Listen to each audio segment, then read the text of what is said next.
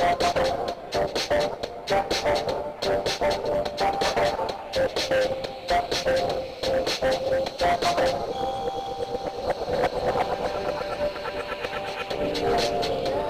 वालेकुम दोस्तों, मैं हूँ उबैद इब्रार ख़ान और मेरे साथ आज मौजूद हैं रोज़नामा जंग के सीनियर सहाफ़ी आतिफ़ शाजी साहब।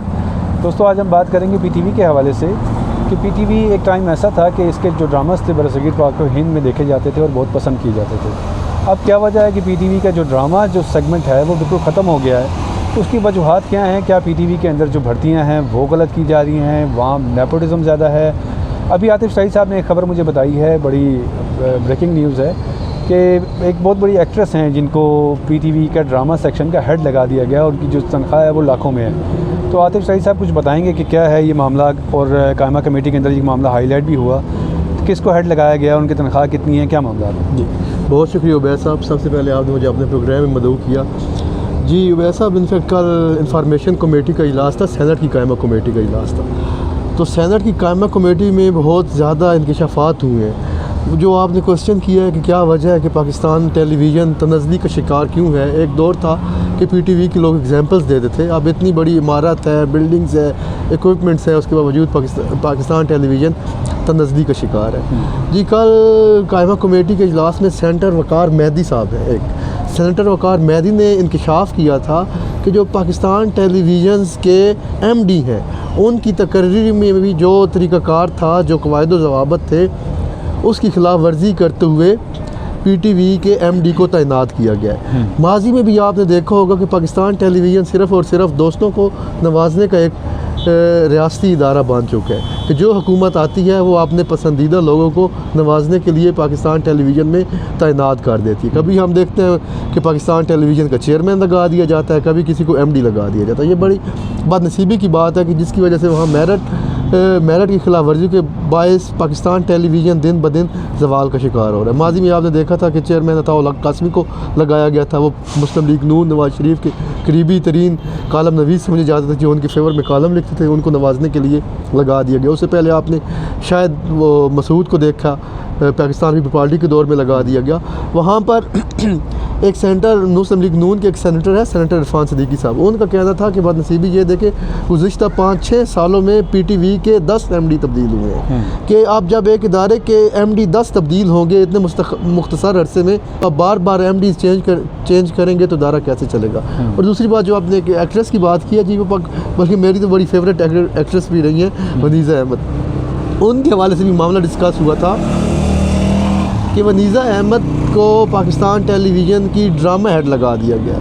अच्छा। और उसके ऊपर उन्होंने कहा था कि ये जो भर्ती हुई है इसमें भी मेरिट की खिलाफ वर्जी की गई है और उनको भी खिलाफ मेरिट पाकिस्तान टेलीविज़न में ड्रामा हेड लगा दिया गया। उनकी तनख्वाह के बारे में बता रहे थे? उनकी तनख्वाह के हवाले से कहा रहा था कि 7.5-8 लाख रुपये उनको मंथली सैलरी पे रखा गया और दीगर मरात इसके अलावा हैं। तो कमेटी ने कहा था कि इसके ऊपर आप इंक्वायरी करें कि इनकी तकरीरी किस तरह की गई है और उस हवाले से कायमा कमेटी ने उनकी रिपोर्ट भी तलब कर। ठीक है शाहिद साहब, जहाँ तक मेरा नॉलेज है पीटीवी जितने भी जो ड्रामाज अपने चैनल पे चला रहा है वो तो सारे प्राइवेट प्रोडक्शन के थ्रू ही उनको परचेज़ किया जा रहा है। तो एक ड्रामा हेड की क्या ज़रूरत है और इतनी बड़ी तनख्वाह देने की, जहाँ इदारा ऑलरेडी एक डाउनफॉल के अंदर जा रहा है? जी वैसे आपने बड़ा अच्छा क्वेश्चन किया है कि जब पाकिस्तान टेलीविज़न किसी दौर में इनके ड्रामे में, आपको याद होगा कि पाकिस्तान टेलीविज़न के ड्रामा सब कॉन्टिनेंट में देखे जाते थे, सिर्फ पाकिस्तान में नहीं थे। मुझे याद है कि जब पाकिस्तान टेलीविज़न के ड्रामे लगते थे और उस वक्त केबल का अरूज नहीं था, नेट नहीं था, तो गलियाँ सुनसान हो जाती थी लोग पाकिस्तान टेलीविज़न के ड्रामा देखने के लिए। अब सूरत हाल टोटली मुख्तलिफ हो गई है। उसमें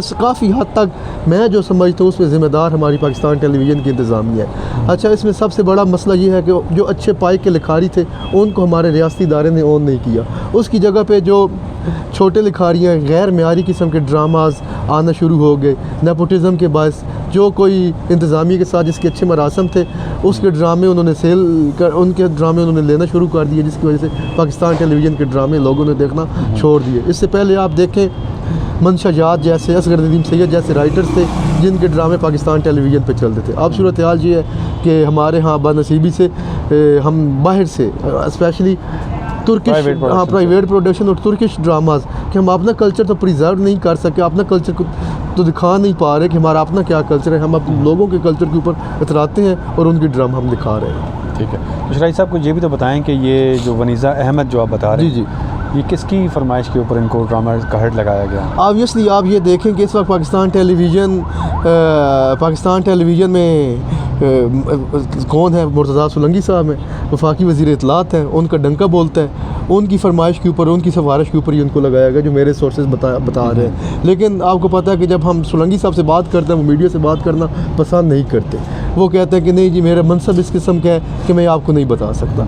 और साथ इसमें तकर्री, क्योंकि मैं आपको बता रहा हूँ कि MD की तकर्री का भी मामला आया हुआ है, तो MD की तकर्री के साथ लग गया था, उन्होंने अपनी पसंदीदा एक्ट्रेस को भी तैनात तो साहब मुर्तज़ा सोलंकी साहब तो खुद एक सहाफ़ी हैं जिनका ताल्लुक भी मीडिया के साथ है।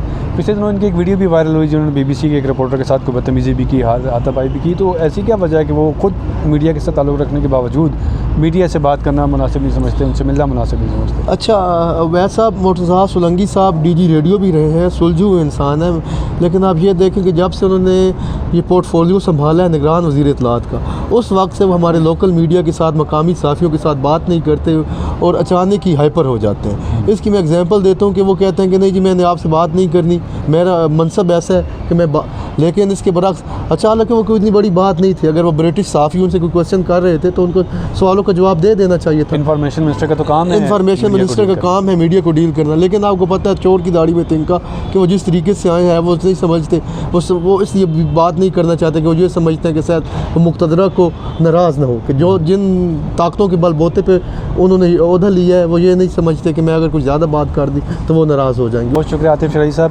दोस्तों, अगर आपको हमारा ये एपिसोड पसंद आया हो तो उसको ज़रूर चैनल को लाइक कीजिएगा, सब्सक्राइब कीजिएगा। इंशाल्लाह जल्दी मिलेंगे एक नई खबर के साथ।